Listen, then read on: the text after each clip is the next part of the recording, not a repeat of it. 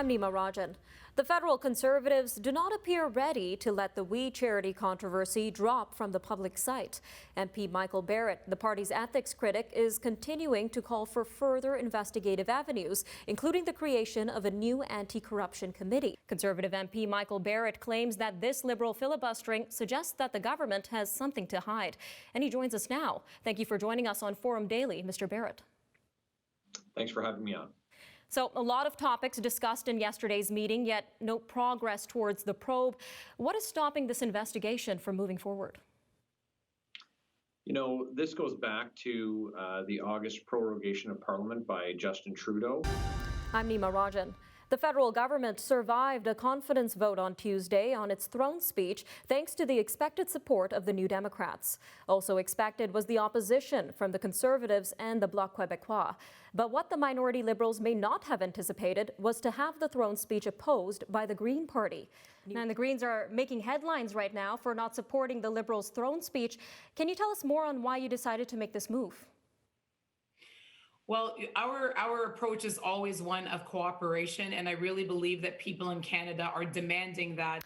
We are just a day away from the U.S. presidential election, where the American people will decide on the next leader of their country and who will guide the U.S. through the second wave of the COVID-19 pandemic, as well as its economic turmoil. Now, firstly, what is the significance of a threat like foreign interference in U.S. elections? The significance is threefold. Canada's new UN envoy in New York may not be making many new friends after mixing tough talk with diplomacy while addressing a special session of the Security Council. Bob Rae admits that it was a tough discussion on the subject of Syria, and the Russians weren't too happy to hear what he had to say. We're going to have to address it much more seriously. In your report, you mentioned that there needs to be a local, national, and global response to this crisis. So what would that look like? Now, Dr. Freed, you are leading the Vaccine Research Unit. What are the chances of Canada seeing an approved vaccine before the end of the year? Okay, what are the chances? I think there's a lot of unknown. Now, you're saying that the program will fall short of its target of 50,000 jobs and $50 billion by 2028. So in what ways is it lacking in terms of achieving this goal? Well, I guess the overarching question here is this enough to reach our goal of zero plastic waste by 2030? The short answer is no.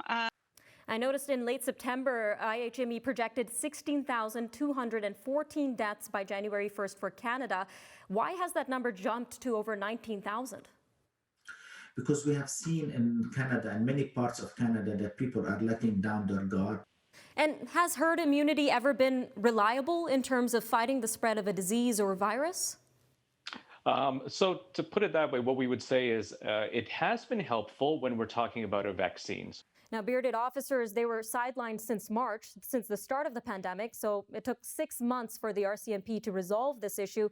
How does this speak towards how the National Police Force handles the concerns of ethnic minorities?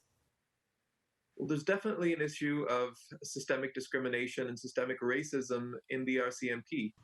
And I really want to get into the case of the two Michaels. They've been detained for nearly 2 years now. What immediate steps should our federal government take to bring them back home? And sir, we've got about 30 seconds left.